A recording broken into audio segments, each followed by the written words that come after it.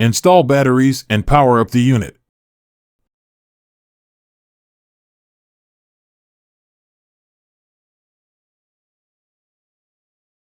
Set the multimeter function to DC voltage and check the input voltage on the motor PCBA. With the red test pin on the positive red wire and the black test pin on the negative grounding plate, the reading should be between 38 volts and 58 volts.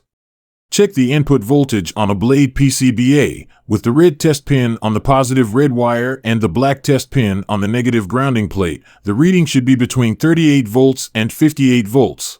Go to the other blade PCBA. With the red test pin on the positive red wire and the black test pin on the negative grounding plate, the reading should be between 38 volts and 58 volts. Set the multimeter function to DC voltage and start with one of the blade motors PCBA.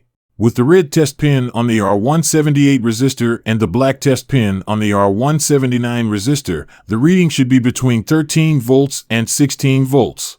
Go to the other blade motor PCBA. With the red test pin on R178 resistor and the black test pin on the R179 resistor, the reading should be between 13 volts and 16 volts.